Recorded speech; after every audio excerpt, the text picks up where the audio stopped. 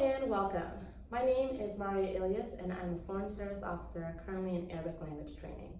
I'll be going to Amman, Jordan for my first tour as Vice Consul. And today I have the privilege of sitting down with the extraordinary, legendary, and one-of-a-kind Ambassador Thomas R. Pickering. Thank you so much for being with me. Thank you, Mariya, for that very kind introduction. To many people, Ambassador Pickering is known as a five-star diplomat, but to me, he has proved to be a personal mentor and a role model. I'd like to start with your early life and educational background. You graduated from Bowdoin College in 1953 with a degree in history. What made you want to go to a small liberal arts college in Maine? Well, I had a real choice between going to Cornell and doing mechanical engineering and going to Bowdoin and do liberal arts, and it was really the opportunity to visit Bowdoin ahead of time that convinced me it was the right place for me.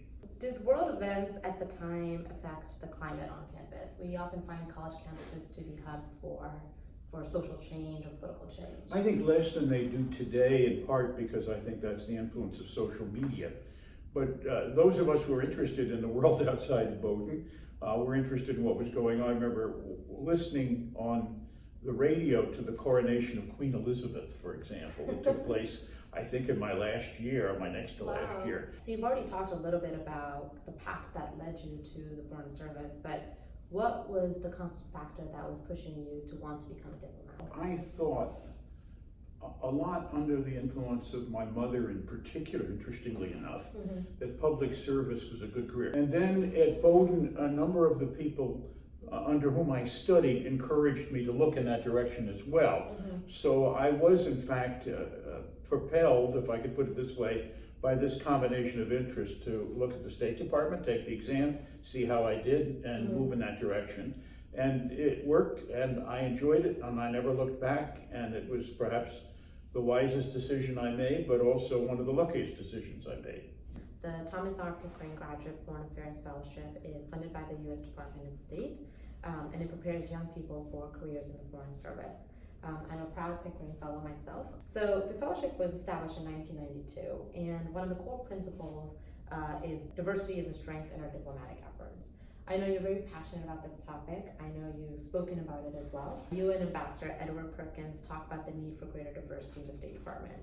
So why is diversity important in the State Department, and what compelled you to speak out about it, in addition to having the program exist for almost 20 years now? Well, I think it goes without saying almost.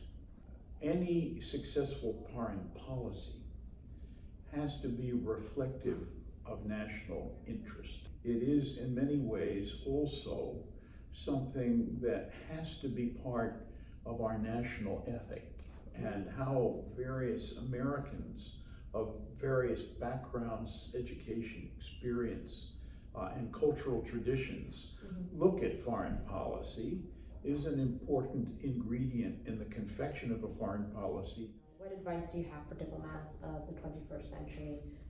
As I prepare to go out to Amman as a consular officer, I know that I'm incredibly excited to represent my country and show the world that an immigrant from Pakistan can also represent one of the most powerful countries in the world. So as many folks like myself and others, taking the oath of office, what should they keep in mind? First, be very proud of you and the others, both in the Pickering program and beyond. I think secondly, be proud of the fact that we have a foreign service, that it is based on people who will go anywhere, and people who will compete for promotion, people who are not limited by rigidities of bureaucracy, and who in many ways undertake to contend with that.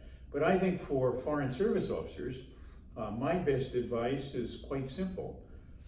Learn. Our previous education is only the preliminary. It's only the beginning. That every day you learn something new. That in many ways we can teach you a great deal, and we don't do enough of this about the profession of diplomacy and how to conduct it. But in many ways, all of us, and I think it's true today as it was in the past, learn from the people that we work for and with about how to be both good and bad in diplomacy and how to make it work. It is in many ways a people-centered function. And so learning to deal with people is very significant.